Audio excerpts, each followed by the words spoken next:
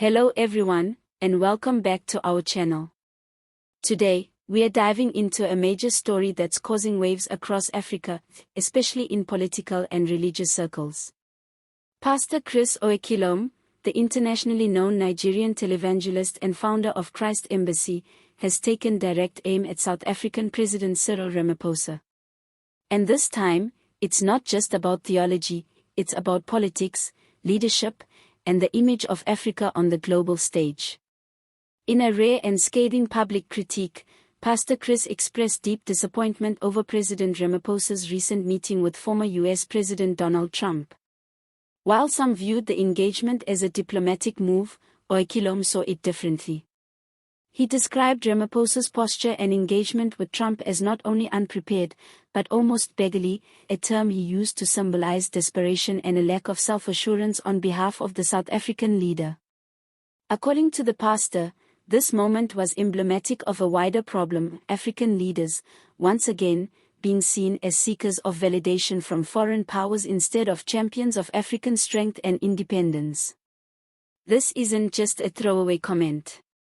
Oyakhilome is voicing a concern that's echoed throughout the African continent, especially in post-colonial discourse.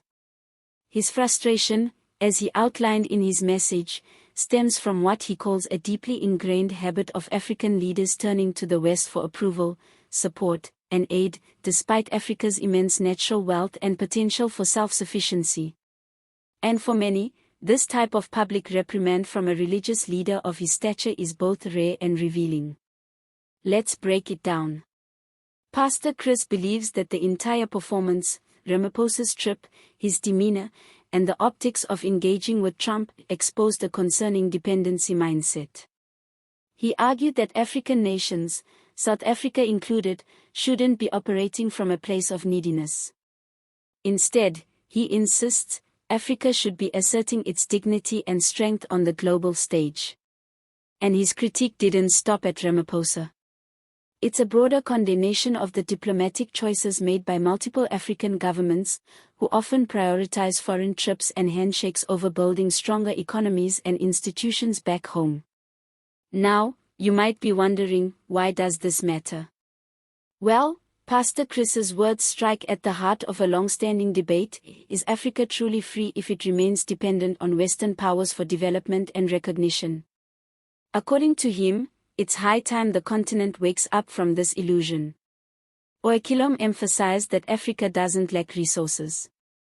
From South Africa's mineral-rich land to Nigeria's oil fields and the continent's vast agricultural capacity, Africa possesses everything it needs to thrive.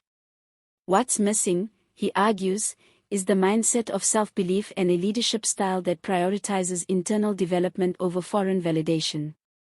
He warned that as long as African leaders keep knocking on Western doors for handouts, the continent will remain trapped in a cycle of underdevelopment and dependency. It's a provocative statement, but not without merit. Think about it: how many billions in foreign aid have come to Africa over the decades? And yet, the gap between potential and reality remains stark. For Oyakhilome, this reliance is not just unnecessary, it's harmful. It erodes the continent's dignity, limits innovation, and turns African leadership into little more than a public relations game for global consumption. According to Oyakhilome, Africa should stop begging for partnerships or investments that often come with hidden strings attached. Instead, he urged African nations to look inward, to develop policies that maximize their resources, empower local industries, and create jobs without waiting for external validation or permission. He wants African leaders to stop playing to the gallery of global powers and start performing for their people instead. And here's the deeper layer to this story: his comments also speak to a rising wave of Pan-African sentiment. More and more African thought leaders, activists, and even religious figures are beginning to push back against the notion that Western ties are necessary for African success. They're asking tough questions: why do our leaders fly overseas to seek help while our young people remain unemployed? Why are we exporting raw materials only to import finished goods at high prices? Why are we signing deals with foreign companies while African entrepreneurs struggle to secure loans?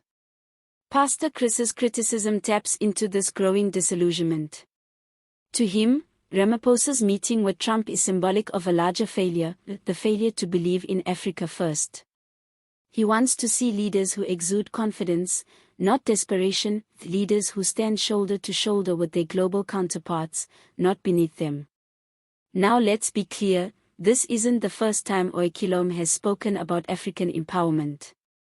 His sermons and messages have often touched on the power of self-reliance, divine prosperity, and national pride.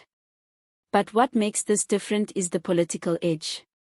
He's not just preaching from the pulpit, he's stepping into the arena of public accountability.